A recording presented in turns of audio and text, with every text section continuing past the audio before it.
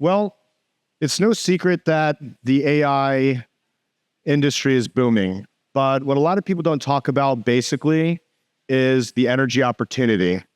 So AI is using a ton of water, but it's also using a ton of electricity.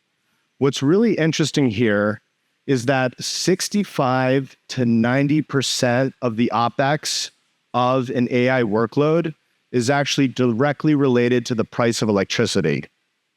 So what's interesting about what we're doing is basically related to the cost side of a lot of our customers. What I mean by that is this. According to a recent survey by Intel, 56% of AI practitioners say that cost is the number one challenge related to implementing AI solutions.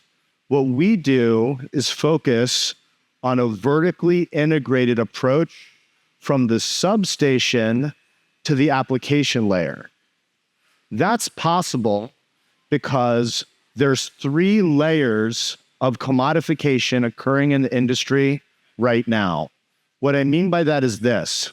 There's commodification occurring at the software layer, there's commodification occurring at the hardware layer, and electricity is already a commodity. So drilling down on the software layer at the top of the stack, basically what you have going on is open source models converging with closed source models when it comes to performance. Further down the stack, when it comes to the hardware layer, what's really interesting is that anyone can basically go out and buy an NVIDIA GPU. And what's interesting about that is obviously the firmware side. They've got a huge edge with CUDA, and the name of the game in the hardware space is NVIDIA right now. And then at the bottom of the stack, obviously, electricity is already a commodity. That's part of the reason we've positioned ourselves in Paraguay, a small landlocked country in between Argentina and Brazil, because the electricity is very cheap there. And not only is it affordable, it's 100% renewable. So something we've also done in Paraguay is gone ahead and partnered with the government to go ahead and basically implement a breast cancer detection model, partnering with their Ministry of Health and their Ministry of Technology. That means that our servers are actually going to be in a government data center, going ahead and solving real-world problems that have a really high net benefit for society.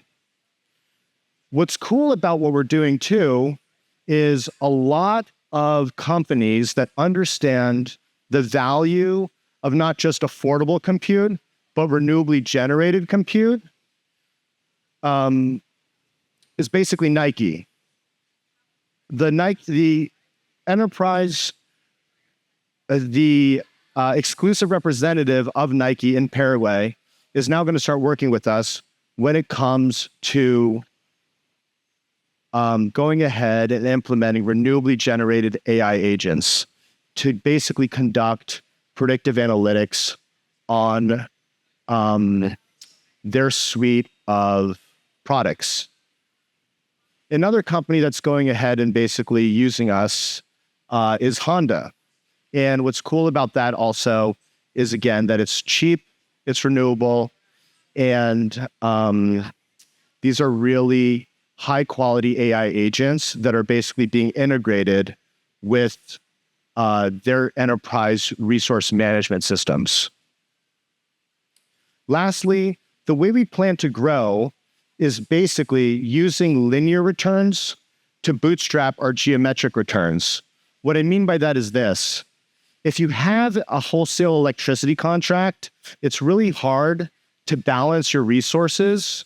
So you're using all the electricity, say, for a particular purpose. So what we do when we're not using all of our electricity, believe it or not, is we mine Bitcoin.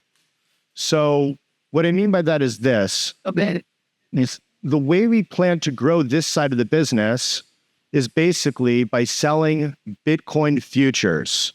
And what that enables us to do is get cash upfront to go ahead and grow that side of the business while bootstrapping the AI side of the business. I'm going to keep this presentation really short because it's really hot out here. So this is the end of the talk, but looking forward to going ahead, hearing all of your feedback on social media, Telegram and beyond, and looking forward to building the future together. Thank you very much.